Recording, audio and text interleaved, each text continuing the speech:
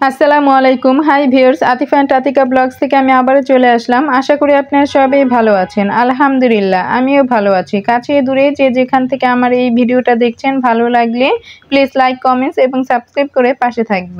প্রতিদিনের মতো নাস্তার পর্বটা শেষ করে এরপর দুপুরের জন্য কি রান্না করব সেগুলোই রেডি করতেছি। তো এখানে বাটা মাছ নিয়ে আসছে। তো বাজার কিন্তু আমাদের বাড়ির সাথে, এর জন্য দেখা যায় প্রতিদিন যতটুকু রান্না করব টাটকা মাছ নিয়ে আসে। আতিফার বাবা কিন্তু এমনি মাছ খেতে চায় না, তো ফ্রিজে রাখলে কিন্তু আরও খাবে না, এর জন্য যতটুকু লাগে টাটকা মাছ নিয়ে আসি। আর এই মাছগুলো আজকে ভুনা করব। আর করলা নিয়ে আসছে কলমি শাক নিয়ে আসতে। আর লাল শাক একাটি আগেরই ছিল ফ্রিজে, তো জানে না, এর জন্য কলমি শাক নিয়ে আসতে। তো চিন্তা করতেছি লাল শাকগুলো আজকে কয়েকটা বাটা মাছ দিয়ে রান্না করব। এমনি তো সবসময় লাল শাক ভাজি করি, তো আজকে রান্না করব কলমি শাক। আজকে ভাজি করব না। তো মাছগুলো আগে কেটে কুটে ভালোভাবে ধুয়ে এরপর হলুদ মরিচ লবণ মাখিয়ে তেলে ভালোভাবে ভেজে নিতে হবে, এরপর ভুনা করব। তো এই বাটা মাছগুলো কিন্তু আমার কাছে খুবই ভালো লাগে। এই বাটা মাছ কিন্তু সরিষা দিয়ে রান্না করলে খুব ভালো লাগে। আর উল্টে পাল্টে ভালোভাবে মাছগুলো কড়া করে ভেজে নিব। আতিফার বাবা আবার কড়া ভাজা না হলে খেতে পারে না মাছ। এমনি যদি কাঁচা রান্না করি সেটা তো খাবেই না, আর ও এমনি মাছ খেতে পারে না, দেখা যায় কাঁটাও বাছতে পারে না। আর মাশাআল্লাহ আমার আতিফা কিন্তু সুন্দর করে কাটা বেছে এরপর কিন্তু মাছ খেতে পারে। তো আমার ছোট বেবিটা সেটাকে ওকে এমনি মাছ কখনো একা খেতে দেই না। আমি যদি খাওয়াই, দেখা যায় যে ভুলে যদি একটা কাটা চলে যায় মুখের মধ্যে, সে ভাত গিলবে না, একদম ফেলে দেবে। তো এইভাবে কিন্তু সুন্দর করে কাটা বেছে খেতে পারে আতিফা। আর আতিকাকে তো আমিই খাওয়াই দিই, আর ওর বাবা কিন্তু মাছ কাটা বেছে খেতেই পারে না। আর এই যে উল্টে পাল্টে ভালোভাবে কড়া করে ভেজে নিব, এরপর কিন্তু ভুনাটা করব। আর বাটা মাছ আমার কাছে কিন্তু খুবই ভালো লাগে। মাছগুলো ভাজা হয়ে গেলে এরপর তেলের সাথে কিছু পেঁয়াজ কুচি হালকাভাবে ভেজে, এই যে দেখতেই পাচ্ছেন সবগুলো এইভাবে ভেজে নিব।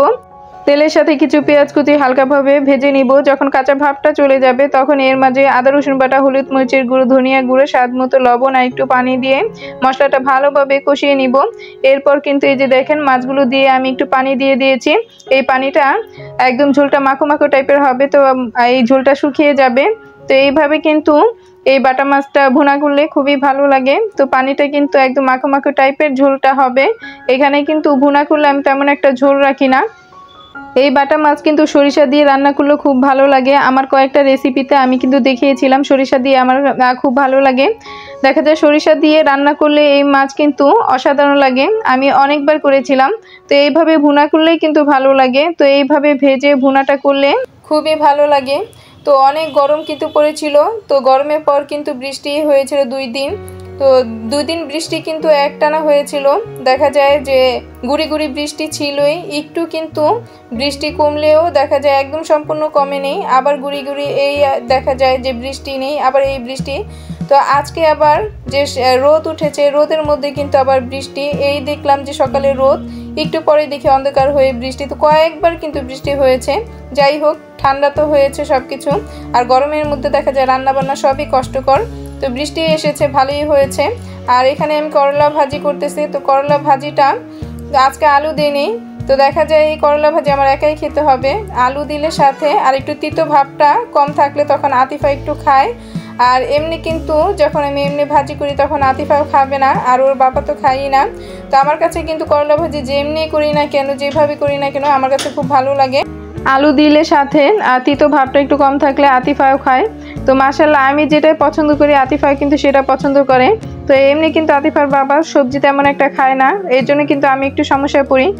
দেখা যায় যে রান্না করলে আমার একাই খেতে হতো, তো এখন কিন্তু আতিফা আমার সাথে খায়, এর জন্য ভালোই হয়েছে। তো এই করলা কিন্তু আমি যেভাবে রান্না করি কিংবা ভাজি করি, যেটাই করি না কেন আমার খুব ভালো লাগে, তিতো সমস্যা হয় না আমার। লাল শাকটা এখন রান্না করে নিব। সবসময় কিন্তু আমি লাল শাক ভাজিই করি, রান্না তেমন একটা করি না। কিন্তু এক আটি ছিল লাল শাক, তো ভাজি করলে দেখা যায় একদম অল্প হয়ে যাবে, এর জন্য সেটা আমি রান্না করে নিচ্ছি 2-3 পিস দিয়ে মাছ দিয়ে। এরপর আমি রান্না করে নিব। তেলের সাথে কিছু পেঁয়াজ কুচি হালকাভাবে ভেজে নিয়েছি। আর মশলাটা আমি যেভাবে কষাই তো এইভাবে সেমভাবে আমি কষিয়ে নিয়েছি। এরপরে যে লাল শাকগুলো ধুয়ে রেখেছিলাম, তো লাল শাকগুলো দিয়ে এখন মশলার সাথে ভালোভাবে নেড়ে মিশিয়ে দিব। আর এটার মধ্যে কিন্তু একটু পানি দিব না, যে আমি এটা পানিটা ধুয়ে এরপর লাল শাকটা দিয়ে দিয়েছি। তো এটার মধ্যে থেকে যে পানিটা বের হবে এটা দিয়ে কিন্তু রান্না হয়ে যাবে। তো যখন প্রায় হয়ে যাবে তখন কিন্তু চুলার আঁচটা আমি কমিয়ে দিয়ে কিন্তু এইখানে ঢেকে রেখে দিব, তাহলেই কিন্তু বাকিটা সিদ্ধ হয়ে যাবে। তো লাল শাকে এই যে এখন আমি মাছগুলো দিয়ে একটু নেড়ে দিয়ে ঢেকে দিব। তো এইভাবে কিন্তু লাল শাক রান্না করলে, রান্না করাটা যেমন সহজ, খেতে কিন্তু অনেক ভালো লাগে। তো লাল শাক কিন্তু আমি সবসময় বেশিরভাগ ভাজিই করি, তো রান্নাটাও কিন্তু অসাধারণ লাগে। তো আজকে রান্না করেই ফেললাম। তো এইভাবে রান্না করলে কিন্তু একটু বড় বড় করে কেটে নিতে হবে। তো আমি যে লাল শাক এনেছিলাম সেটা একটু লম্বা লম্বা ছিল। তো লাল শাক একটা শাককে আমি 3-4 পিস করেছি, তো একটু বড় বড় করে কেটেছি। এভাবে রান্না করলে কিন্তু ভালোই লাগে। আর অনেক দিন হয়েছে আমার কবুতরগুলো আপনাদের দেখাই না, তো আজকে একটু ভাবতেছি যে কবুতরকে দেখাবো। তো এমনি কিন্তু সকালে খাবার দিই একবার রাতে।